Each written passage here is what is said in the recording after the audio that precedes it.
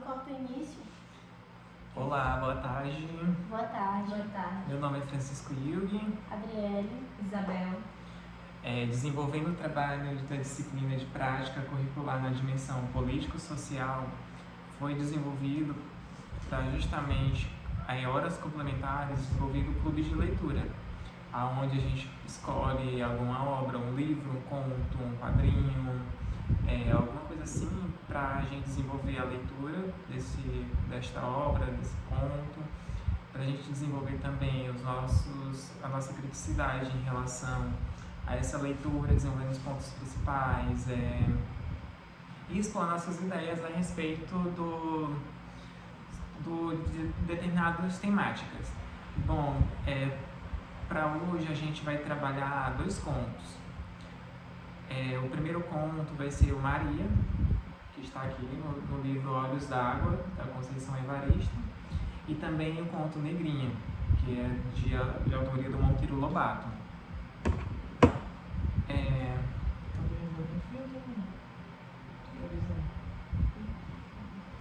A Isabel vai ler aqui um pouco da biografia da Conceição Evaristo, para a gente dar início.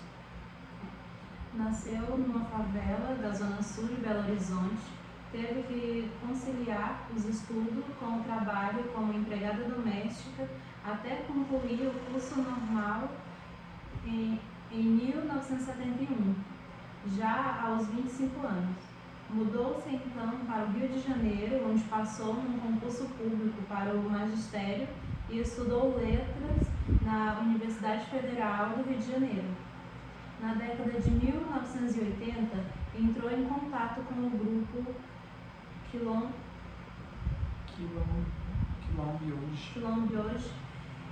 Estreou na literatura em 1990 com obras publicadas na série Cadernos Negros, publicada pela organização.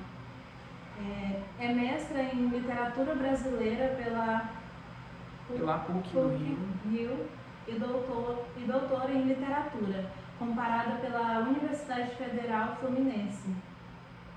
Suas obras, em especial o romance Ponciar Vivência, em 2003, abordam temas como a discriminação racial, de gênero e de classe. A obra foi conduzida para o inglês e publicada nos Estados Unidos em 2007.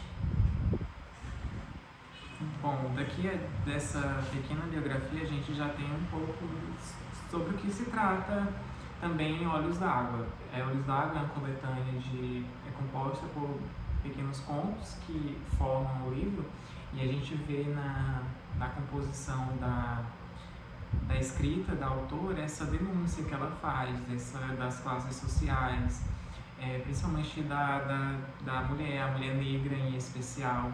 Ela faz uma denúncia muito forte, descrevendo a realidade que é sofrida dessas mulheres que são pobres, periféricas, não têm um amparo social, não têm condições financeiras boas, mulheres que são trabalhadoras, que acordam cedo, que precisam criar os seus filhos independente de qualquer situação. E sofrem com esse preconceito. Sim, que é muito estrutural. O conto também Negrinha tem um pouco a ver dessa discriminação com as pessoas negras, mas agora a gente vai se atentar mais ao conto Maria.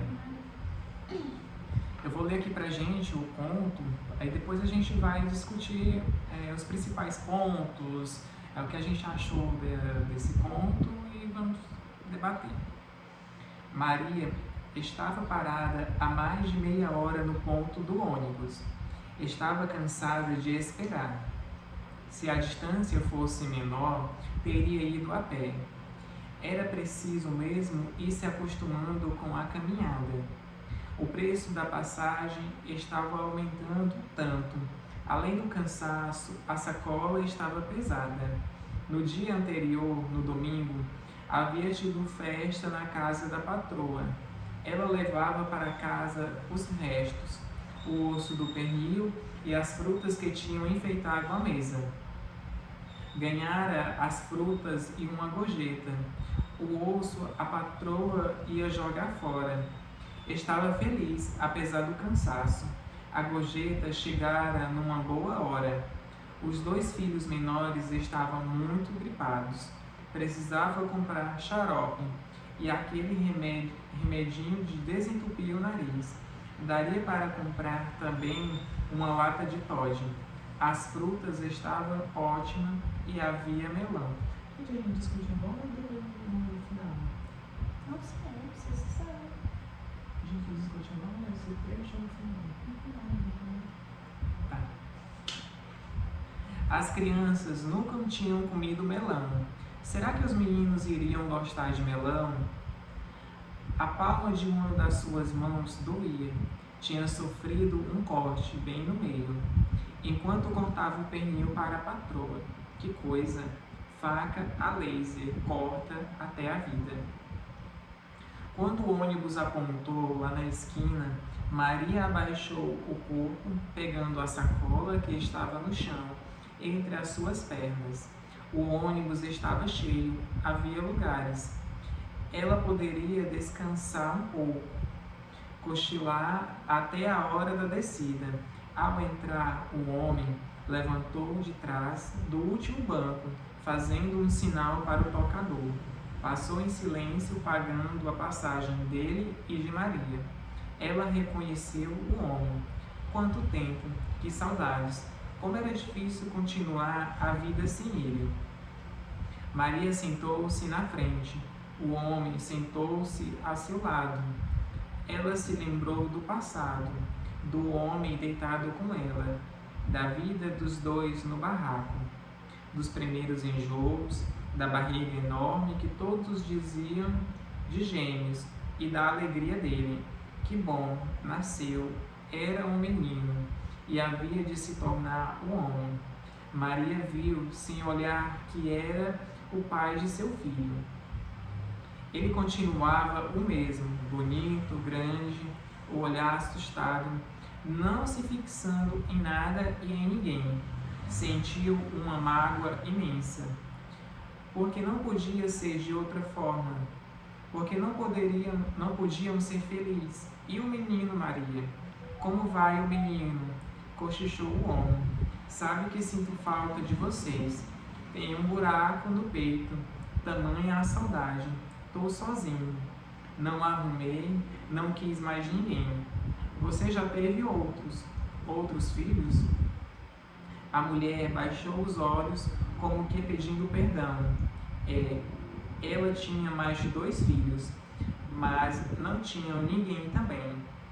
Ficava apenas de vez em quando com um ou outro homem. Era tão difícil ficar sozinha.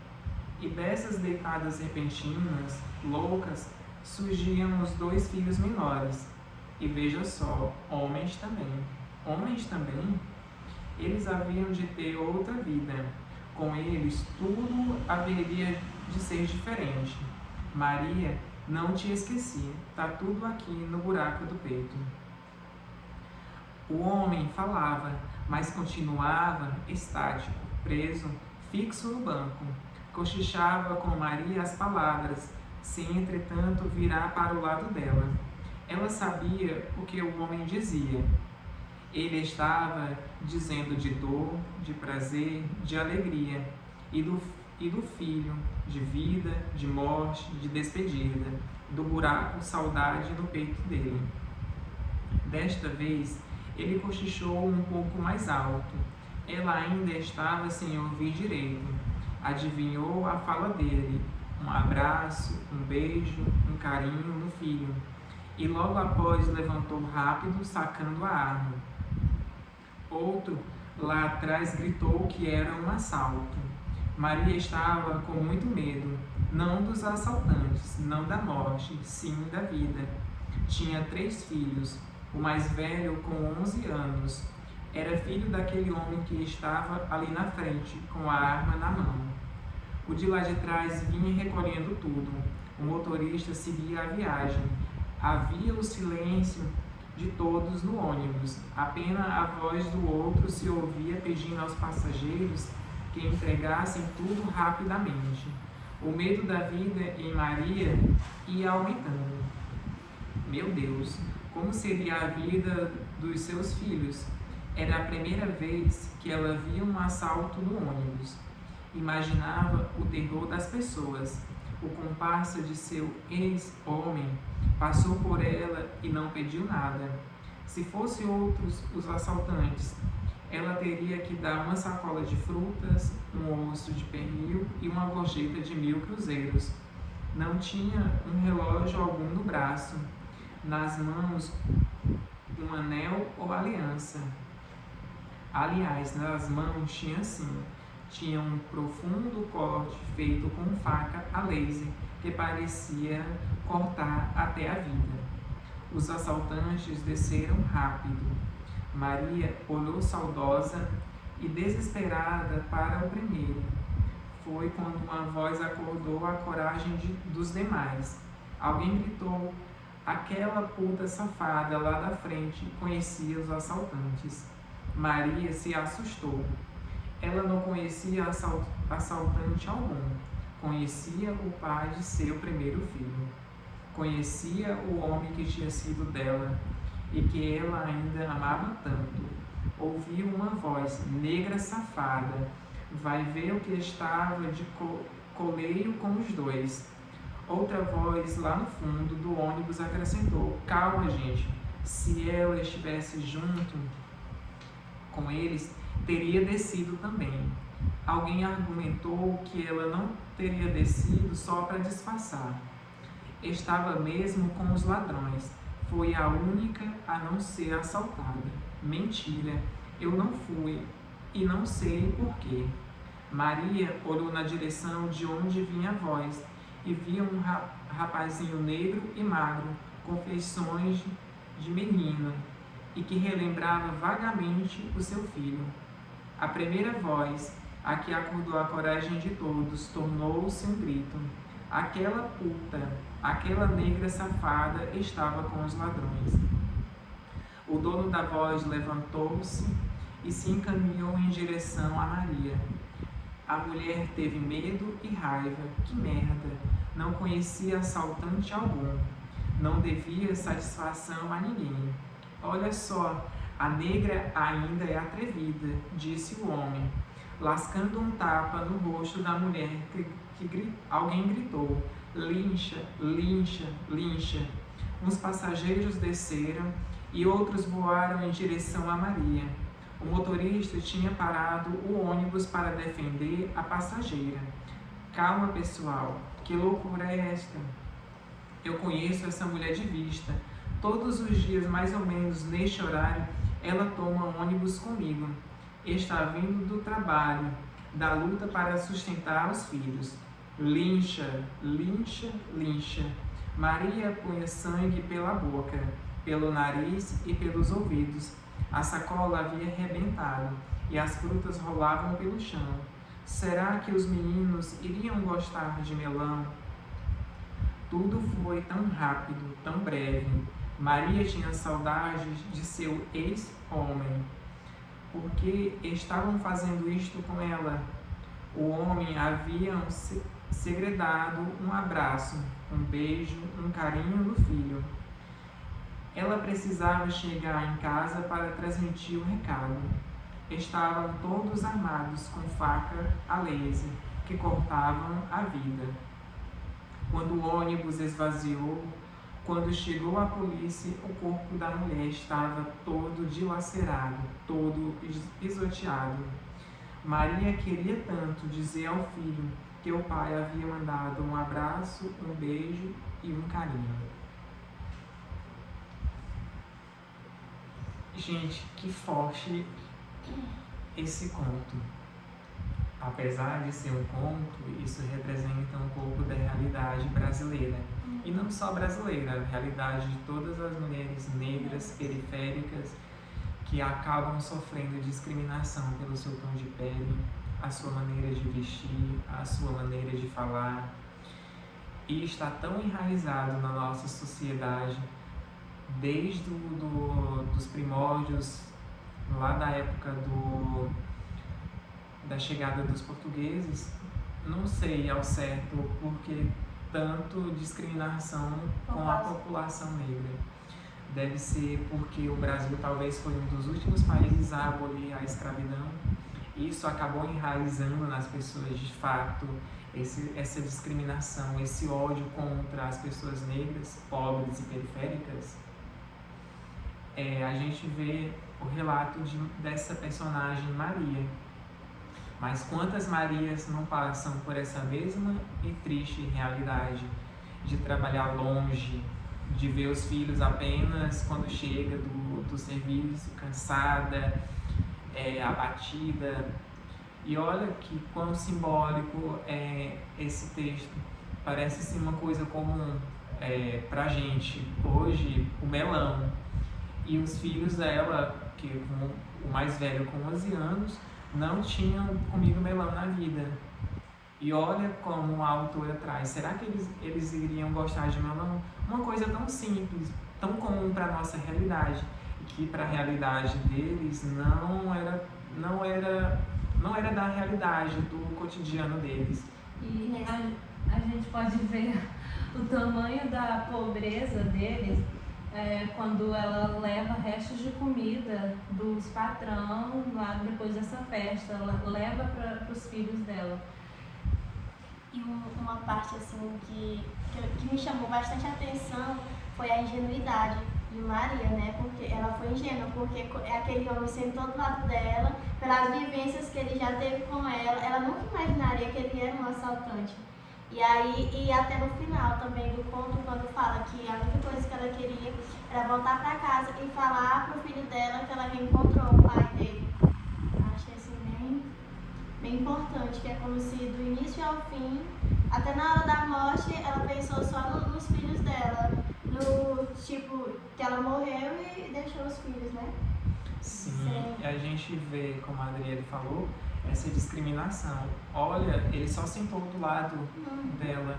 Acho que eles associaram, por ela ser negra, essa discriminação tão presente e enraizada na mentalidade das pessoas, que disseram, olha, aquela puta negra safada com certeza fazia parte da dupla de assaltantes e não desceu só para disfarçar, para não dar manchete, para não dar na cara.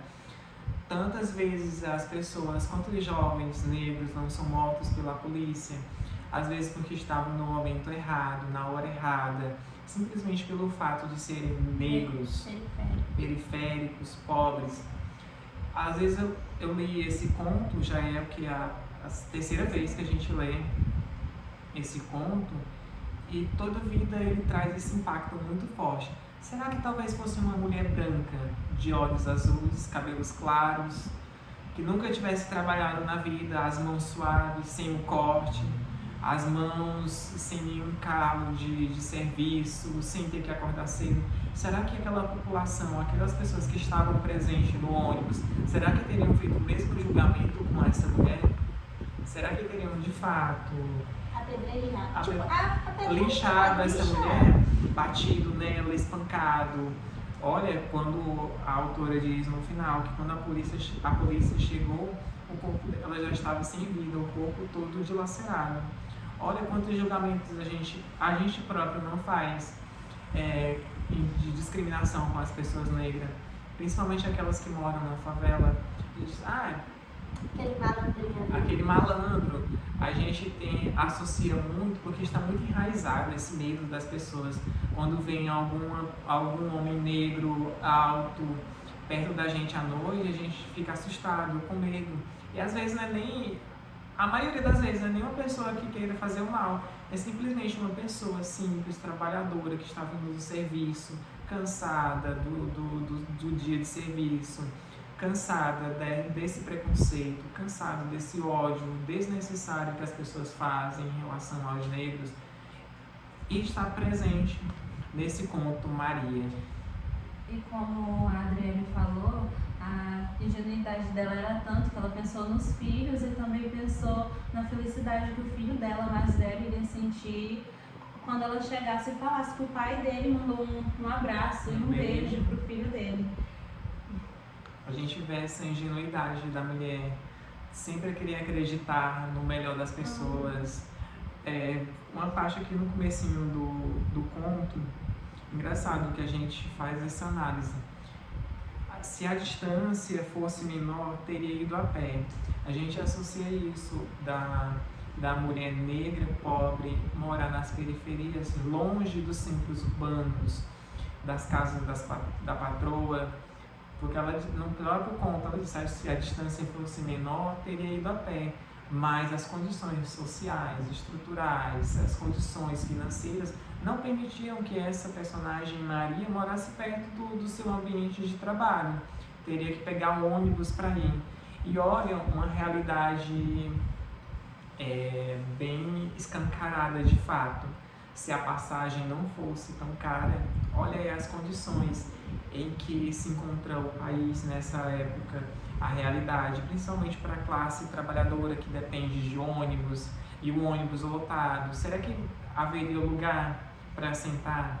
Será que de fato a Maria tivesse uma oportunidade de emprego melhor, não tivesse que sair, se deslocar da sua casa, na favela, na periferia, para ir para o centro da cidade, aonde ficava a casa dessa patroa? Será que ela teria sido acometida por essa realidade dos assaltantes? E olha que situação, essa associação que as pessoas fizeram a respeito, principalmente pelo tom da pele desse assaltante lá ser negro, associaram que ela também era cúmplice. Tão triste essa realidade, mas tão assim, presente, escancarada na nossa porta. E como o Wilby está falando tanto em realidade, eu também lembrei de um termo que a Conceição Evaristo criou, que é a escrevivência. Denomina o que ela escreve, é ficção e a realidade que vivem. Até por ela ser também negra, né? E é uma realidade dentro da realidade dela, no caso. E também foi empregada doméstica. Justamente. Sim, como a gente, nas disciplinas de literatura, a gente entende que, como dizia o Aristóteles, que a literatura é verossímil. Ela é imitação da realidade. E olha quão tocante é esse conto, tão escancarado é a realidade que a Conceição Evaristo faz. E realmente, aqui na biografia dela, diz que ela passou por várias situações. Ela era empregada doméstica, era negra, ela pobre e periférica. E mudou de vida através dos estudos. Quantas Marias não poderiam ter essa oportunidade que a Conceição Evaristo teve de estudar?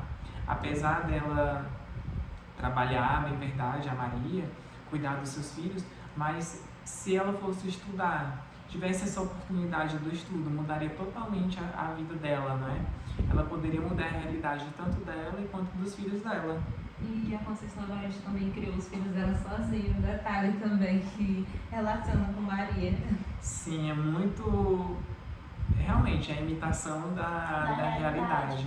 E às vezes assim, a nossa realidade, creio eu, que não é assim, a gente nunca chegou a ver tão de perto, principalmente porque a gente mora assim, meio que no interior, é uma realidade que pra gente ainda é um pouco assim distante, porque a gente vê em jornais, a gente vê em redes sociais, a gente vê em diversos lugares, mas pra gente, tipo assim, a gente lendo é uma coisa bem tocante e vendo as notícias e tudo, imagina quem vive aquela realidade, que pra gente é só chocante, assim, a gente olha, choca, não pode fazer nada. Quem abismado.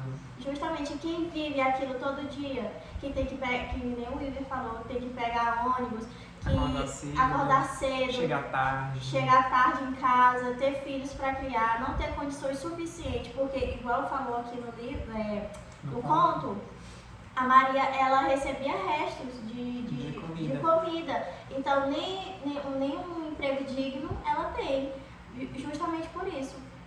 A gente vê essa falta de empatia, do básico que faltava para ela. Olha como a autora e a Adriane relembrou aqui, levar restos de comida. Olha tão simples que era a situação da Maria, tão precária de fato. As meninas dizem que eu associo muito uma coisa à outra, mas o que de uma leitura passada, que o Mulheres Empilhadas, que trata do feminicídio, o que a Maria sofreu aqui se encaixa também como vítima do feminicídio.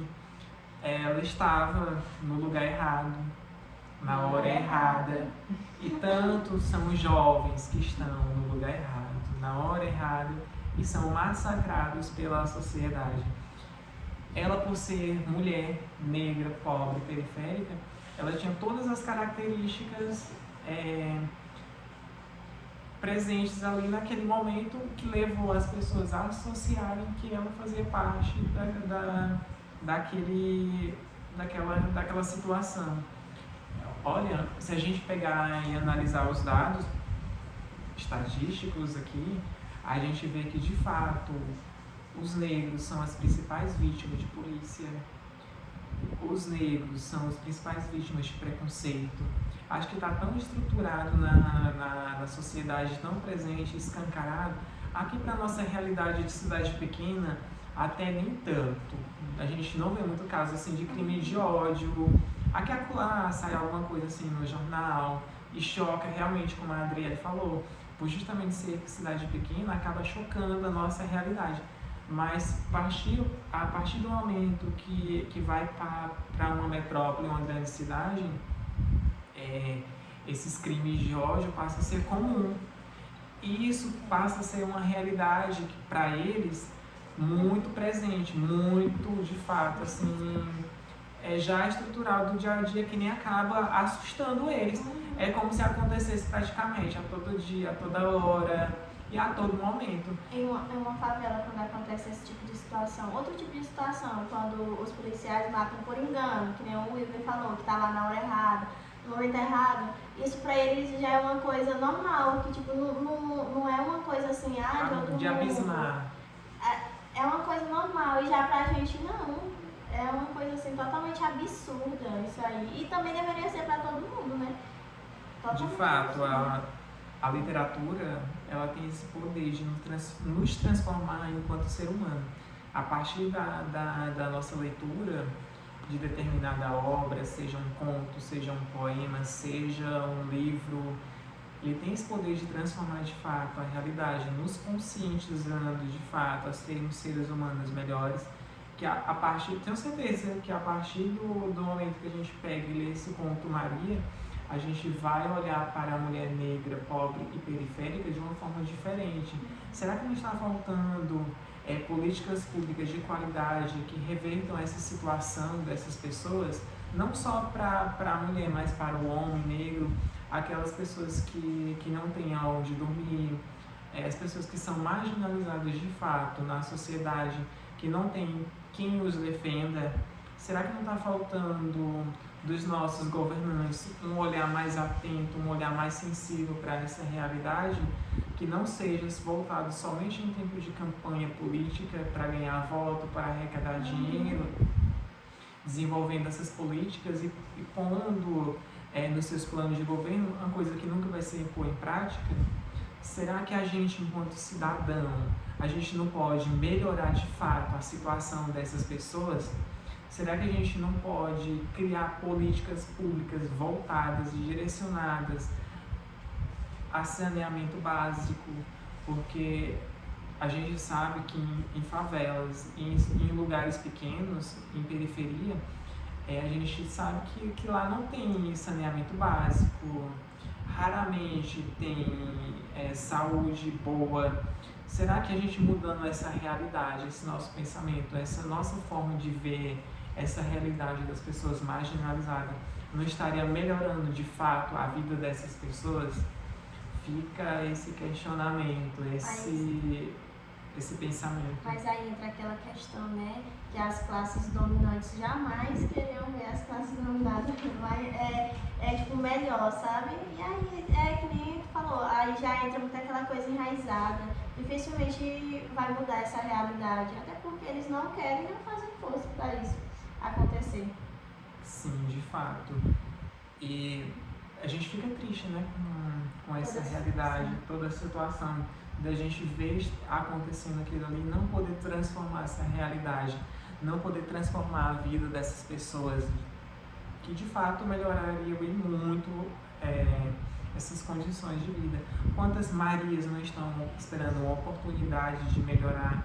Quantas Marias não esperam poder criar os seus filhos com condições melhores? Quantas Marias não esperam dar melão para os seus filhos, dar um remédio para sarar a doença, gripe, um xarope, alguma coisa assim? Quantas Marias não esperam uma oportunidade de emprego melhor para assim mudar a situação da sua casa, para poder morar numa casa digna, que ofereça um pouco de conforto, tanto para ela quanto para os seus filhos? Quantas Marias não criam seus filhos sozinhos, que foram abandonadas pelos maridos? Quantas Marias não pensam de fato em que possam ser agentes de transformação, agentes transformadora dessa realidade? A gente vê tantos casos assim em jornais e a gente fica feliz quando a gente vê alguma mulher negra, pobre e periférica, a gente vê vencendo na vida, como se dizem, né, no popular, ela transformando a realidade. A Conceição Evaristo é uma prova disso. Ela saiu da sua realidade, mudou de fato, saiu daquele ambiente em que era empregada doméstica, cuidando dos seus filhos sozinha e sem marido, e através da sua formação, da sua graduação, poder melhorar de fato. E como a Isabel falou, através da sua vivência e realidade, transformar em obras tão presentes e tão pertinentes que esses contos. Se a gente for analisar os contos aqui presentes, são nomes de mulheres. E a Conceição Evaristo é só uma das mulheres, né, que passaram por tudo isso, tiveram essa realidade Transformada através da literatura, da arte, que, novamente falando, a literatura tem esse poder de transformar a realidade em que vivemos, seja conscientizando, seja transformando de fato, através de obras a gente possa perceber o mundo que é diferente do nosso, mas que está ali logo presente. Quando a gente abre a porta da nossa casa e sai para fora, a gente vê um mundo totalmente diferente. A gente vê crianças correndo na rua, crianças pobres, crianças que não têm o que vestir, não têm o que calçar. E olha que é tão presente e estrutural isso aí, que passa a ser comum a nossos olhos. A gente está tão acostumado nessa situação de crianças pobres que são marginalizadas, não têm onde estudar, não têm saúde, não têm educação que, vamos dizer assim, seja de nível aceitável. E a gente acaba meio que tendo que se acostumar com esse sistema opressor, de fato. Olha o que é tão simbólico que a Maria diz. Ela diz que se lembra muito do passado, das coisas boas que viveu com o ex-marido. Olha o que não faltava de fato. Será que se esse marido tivesse com ela estaria passando por essa realidade, por esse sofrimento? A gente vê, ela cortou a mão. Será que se fosse num outro ambiente de trabalho, ela não poderia estar em casa, cuidando dos seus filhos, descansando, até que essa mão fosse sarada? E de fato, se a gente comparar esse corte, que eu disse que o corte que corta até a vida, a gente pode fazer uma análise que com a sociedade, que de fato é tão preconceituosa, tão estruturada em banalizar de fato a figura da mulher, não só a figura da mulher negra, mas também a figura da mulher em si, da mulher em geral, a gente vê que de fato corta realmente a vida, privando elas de oportunidade de serviço, oportunidade de emprego, oportunidade de mudar realmente de vida através desse corte que a sociedade faz em cima das mulheres. E eu não sei se vocês prestaram atenção, mas nesse ponto, ela sempre é muito conformada. Vocês não vê hora nenhuma ela se reclamando aí da vida que ela tem. Sim, de fato, a gente pode até associar isso àquela mulher que está ali, não, estou aqui, estou vivendo essa realidade, eu tenho que sobreviver a essa realidade para poder dar uma vida melhor para os meus filhos, para poder chegar em casa e cuidar deles, oferecer um pouco de conforto. Em momento algum, realmente, em momento algum ela se reclama dessa realidade sofrida. A gente vê que ela trabalhou, passou o dia trabalhando, cansada, levando restos de comida para os seus filhos. E somente com 1.000 cruzeiros, e ela ainda estava feliz da vida. Feliz da vida, porque poderia comprar remédio para cuidar. E a gente vê quantas não são as Marias que trabalham de sol a sol, que são guerreiras, de fato, e não se submetem a esse sistema opressor que é a sociedade tão opressora mesmo, assim, de fato, que oprime, que não dão uma oportunidade de emprego, uma oportunidade de vida para essas mulheres e essa população. E não só as mulheres, mas tantos homens, tantos jovens que estão precisando apenas de uma oportunidade de emprego, apenas alguém que diga assim, olha, eu estou com você, eu posso mudar um pouco da sua realidade, eu não posso te oferecer o mundo, mas a partir do que eu posso fazer, eu posso mudar um pouquinho a nossa realidade. Eu posso lhe oferecer um emprego, eu posso eu posso mudar um pouquinho da realidade, pensando em políticas públicas que viabilizem de fato essa contemplação com essa pequena parte da sociedade que é oprimida e marginalizada. E tanto são os casos de mulheres que não chegam ao nosso conhecimento, que passam todo dia por essa situação de serem assaltadas no ônibus, de serem confundidas com bandidos, de serem confundidos e marginalizados, serem vítimas de feminicídio, porque o que a Maria sofreu aqui, a gente pode associar também como vítima de feminicídio, uma mulher negra, pobre, periférica, que acaba sendo... E quem deu início a tudo isso, quando ela fala assim, que viu distante dela um homem que que levantou a voz para esse acontecimento todo, chamando ela de vários nomes. De negra, puta, safada. Olha o peso desses xingamentos na vida de uma mulher. O que uma mulher menos espera, menos deseja, em hipótese alguma, é ser chamada desses nomes, ser chamada de puta, negra, safada. Jamais uma mulher vai aceitar se submeter a essa situação, esses xingamentos. A mulher merece respeito, a mulher merece cuidado, a mulher merece, vamos dizer assim, o mundo realmente, porque são as que mais sofrem, as que mais pensam em seus filhos, as que mais são conformadas de fato com essa situação. Quantas não são as Marias que acordam cedo, que saem de casa e deixam seus filhos dormindo ainda e voltam e os seus filhos estão dormindo porque chegam muito tarde da noite, arrumam 1, 2, 3 empregos durante o dia para assim poder mudar essa situação, mudar essa triste realidade que a sociedade está estruturada. Como no começo eu lembrei aqui, pode ser que essa sociedade esteja de fato acostumada a marginalizar a população negra porque foi um dos últimos países de fato a abolir a escravidão. E isso está tão enraizado, tão presente no nosso dia a dia, que a gente acaba até deixando passar batido essa situação.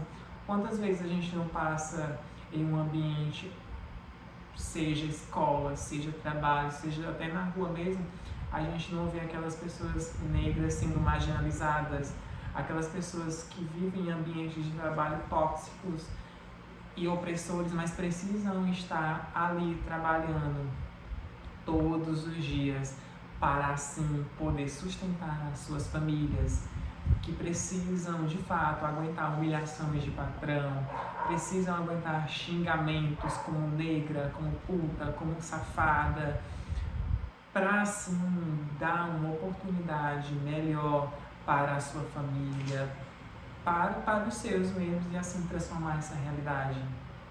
E eu fico pensando assim, na realidade, né? Quando acontece esse tipo de situação que acontece muitas vezes, como ficam os filhos, né? Porque uma mãe, ela pensa mais nos filhos do que em tudo. Porque aqui, pegando o exemplo de Maria, né, do conto, ela estava pensando sempre nos filhos dela. E, na realidade, quando essa situação acontece, como que ficam os filhos? Porque se eles já estavam numa situação deplorável, de pobreza e afins, como que ficou eles depois que aconteceu uma situação com a mãe? Eu fico me perguntando, eu acho que ou o filho cai na famosa criminalidade, como está bem enraizado isso, Sim. ou então ele vai passar por situações extremamente difíceis, porque não vai ter ninguém para ajudar ali. O pai era ausente e era o pai de um só, e se transformou no que era, né?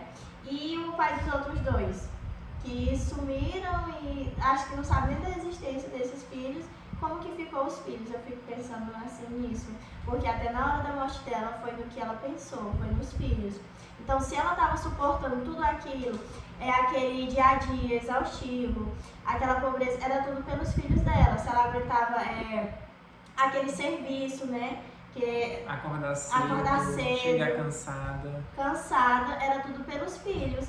E aí acho que até na hora da morte foi nos filhos. E olha que a última frase do conto: Maria queria tanto dizer ao filho que o pai havia mandado um abraço, um beijo, um carinho. E a gente vê, de fato, como a Adriele comentou, essa ausência do pai.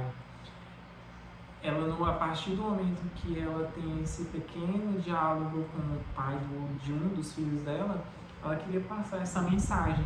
O pai tão ausente, 11 anos que o filho dela tinha, sem ter contato com o pai, sem saber quem era o pai, essa figura paterna.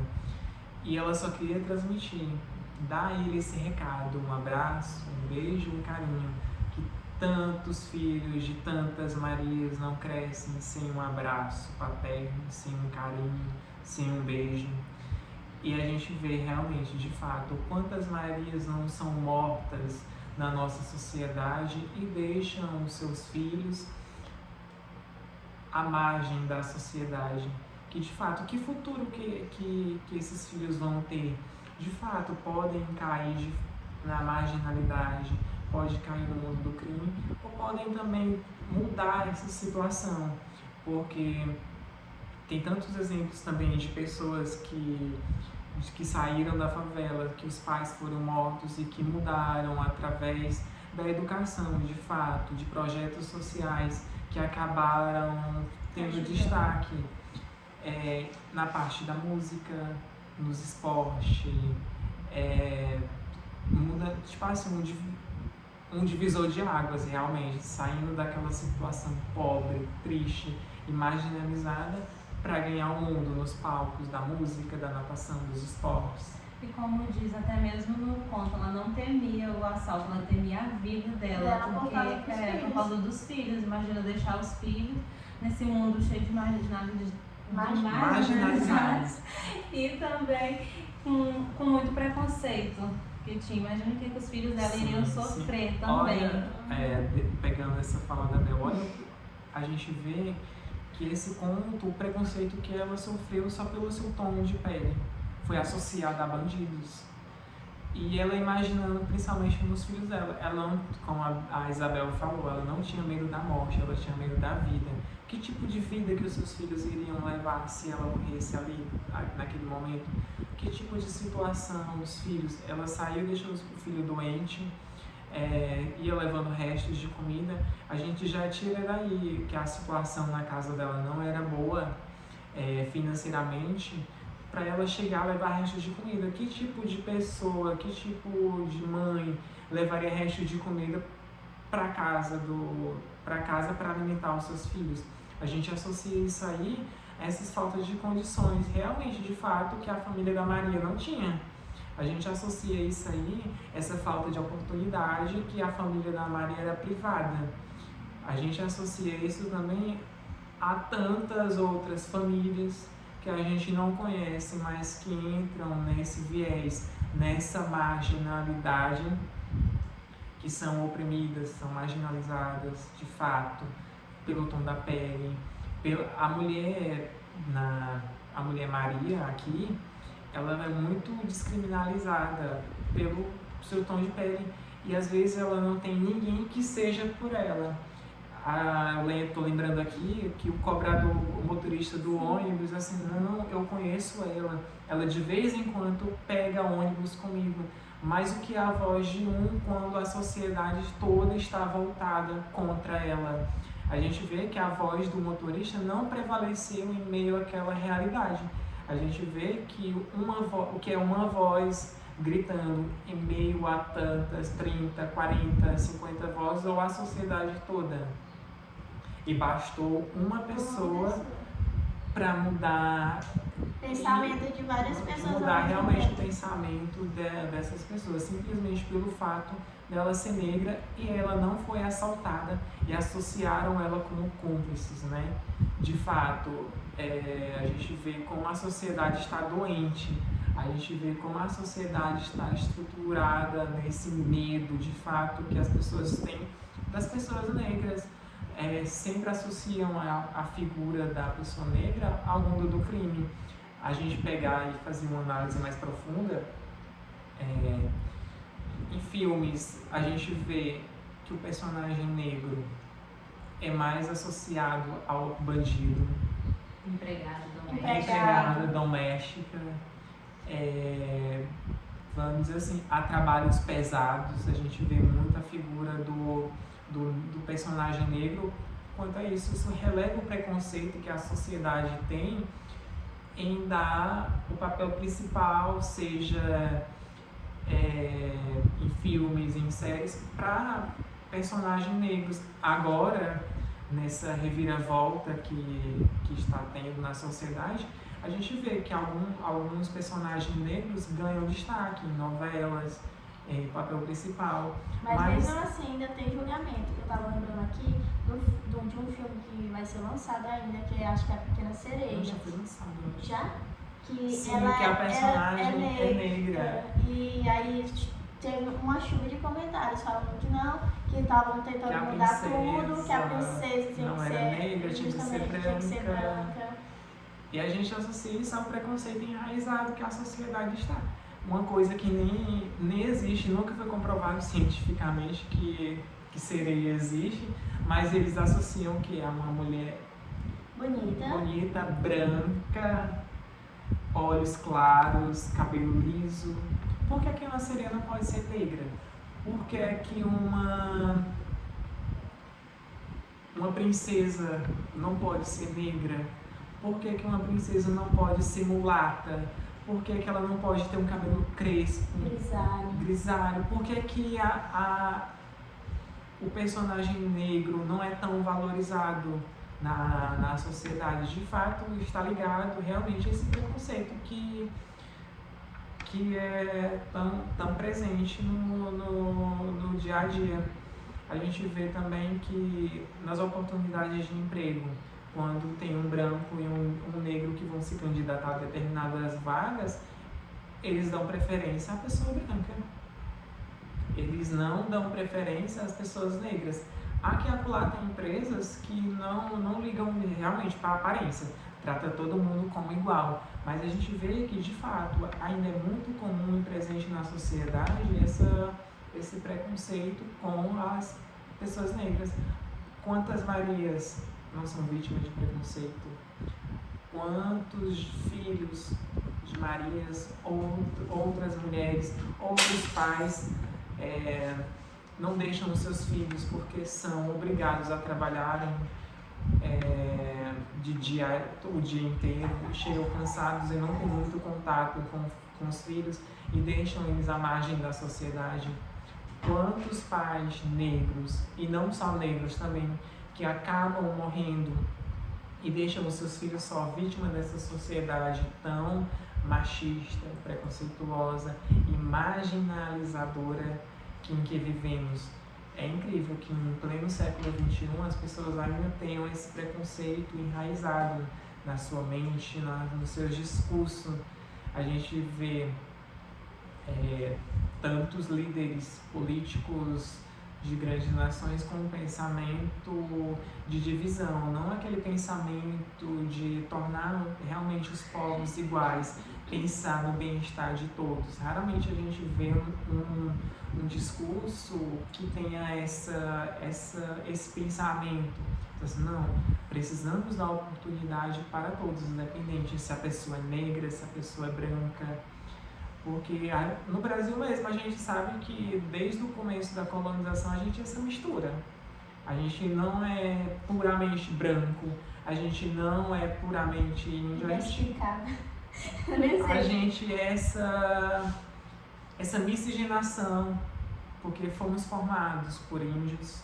E aqui os índios também, infelizmente, na nossa realidade, sofrem preconceito. São vítimas de preconceito de fato, tão estrutural e tão presente. Os negros foram tirados das suas terras natal, do seu país, para vir trabalhar em trabalhos forçados aqui no Brasil como escravos. E a gente é essa mistura e não tem porquê, em hipótese alguma, a gente fazer essa discriminação e esse preconceito. No Brasil, o Brasil, por ser um país tão assim, de tanta diversificado. Diversificado, era para ser o que não era nem para existir isso aqui, porque é um país que ninguém é 100% puro, para dizer assim, tipo assim, ninguém é branco, os olhos azuis e cabelo claro. A gente é essa mistura e realmente não há do que fazer essa banalização com as pessoas negras. A Isabel tem um tom de pele mais claro que o meu. Eu jamais vou fazer preconceito com isso. E espero também que ela não faça preconceito comigo, que tem um tom de pele mais claro, com a Adriele, ou com outra pessoa negra. Porque a gente sabe, gente, que esse preconceito é apenas... Porque já é enraizado, no caso. Realmente, é enraizado. É apenas um discurso que é estruturado, que precisa, a partir de leituras, como o conto Maria. E aqui já deixo... Claro, os outros contos também, dessas outras personagens, mulheres que foram vítimas dessa sociedade, mudar o nosso pensamento, a nossa realidade, a partir da literatura, de fato, com esse poder transformador, com um olhar mais crítico, a gente vai passar a olhar as Marias da nossa sociedade com aquele olhar mais caloroso, aquele olhar mais acolhedor, aquele olhar mais materno, paterno, de fato, olhar eles como irmãos e não haver essa discriminação de pele, de raça, de cor, porque, como a Adriele falou, a gente é diversificado, a gente é essa mistura, a gente não é puro sangue, como algumas raças acreditavam. A gente faz até associação com a Alemanha nazista de Hitler. Eles acreditavam que os alemães tinham que ser de raça pura. E olha o que ele fez, matou negros, matou homossexuais, matou as pessoas que tinham deficiência, simplesmente por ignorância. E é o que a gente faz, meio que indiretamente na nossa sociedade, quando a gente descriminaliza uma pessoa pelo seu tom de pele, a gente descriminaliza uma pessoa por ser deficiente, por ser pobre, por ser homossexual, por ser diferente, do que a gente acredita, a gente acaba cometendo essa discriminação que deve ser acabada. E novamente, eu digo aqui como leitura para mudar o nosso pensamento, mudar as nossas convicções. Sair um pouco da bolha, porque às vezes a gente vive muito em uma bolha que a gente não se permite ir além, conhecer, não se permite olhar outra realidade que não seja da gente. Isso tem que ser mudado. E isso através de leitura também, né? Que ajuda bastante. A gente sabe que a leitura tem esse poder transformador, realmente, como a gente já falou anteriormente, de mudar essa realidade. Não, só queria falar que também esse livro é muito bom também por ter uma linguagem muito formal, já por ser cotidiano, né? das pessoas, tem uma linguagem formal. Sim, é uma linguagem assim, por incrível que pareça, você consegue entender a partir da primeira leitura do conto, você já consegue captar a mensagem que a autora quis passar. Não sei se é porque a gente somos atravessados por pensamentos ideológicos e formações nisso no dia a dia, mas através dessa leitura a gente consegue assimilar o que a personagem passou. Através dessa, eu lendo agora e em momentos anteriores, na minha mente veio certinho a imagem dessa mulher negra sendo pisoteada, carregando as sacolas, realmente com a mão cortada, como a Adriane acabou de falar aqui, toca realmente a nossa alma, e no mais profundo mesmo, assim, de fato a gente consegue ficar horrorizado com essa situação que a personagem Maria sofreu aqui, e de fato a gente, a partir desse pequeno conto aqui, a gente consegue ter esse impasse na nossa mente, pensar de fato, eu preciso mudar a minha realidade, eu preciso ser agente de transformação dessa realidade, eu preciso pensar políticas públicas que viabilizem o acesso às pessoas periféricas à educação, à saúde, ao lazer. Eu preciso pensar políticas públicas de acesso a esses sistemas da sociedade de qualidade, de fato, e através dessa leitura a gente acaba conhecendo um pouquinho da realidade desses personagens, dessa vivência desses personagens que precisam acordar cedinho para trabalhar, muito longe, como ela descreveu. Se fosse perto, daria para ir a pé. A gente já descreve essa realidade como as pessoas pobres não conseguem morar nos centros urbanos e precisam se deslocar de fato de lugares longínquos, às vezes até 1, 2 horas, 3 horas de ônibus, de trem, de metrô, para poder acessar esses ambientes de trabalho, e acabam acordando mais cedo. Se o trabalho é para entrar às 8 horas da manhã, eu tenho que acordar o quê? 5 horas da manhã, 4 horas da manhã, correndo o risco de ser assaltado, correndo o risco de pegar alguma doença, pegar chuva, frio, porque as oportunidades de emprego, infelizmente, não são iguais para todos, não são iguais, são muito discriminatórias de fato. Se a gente pensar para as pessoas que moram em periferias, não é igual àquelas pessoas que moram no centro urbano. E a gente já vê esse distanciamento, porque de fato, qual é a pessoa pobre, periférica, que consegue morar no centro da cidade? Primeiro que a pessoa não tem condições financeiras de se manter nos grandes centros urbanos e é obrigado, por mais que não queira, a morar longe, é obrigado a viver com condições sem saneamento básico, sem escola boa, sem saúde, sem lazer, realmente só de casa para o trabalho, do trabalho para casa, para poder assim dar um pouquinho, dar aquela esperança de poder cuidar dos seus filhos, dar aquela frechinha de luz, mudando e transformando essa realidade. A gente, nós mesmos, para mudar a nossa realidade, a gente se priva de tanta coisa. A gente é obrigado a se submeter a tanta coisa pensando no nosso futuro e no futuro que nós queremos para nossas famílias, os nossos filhos. Nós estamos na graduação, mas a gente pensa em nós mesmos.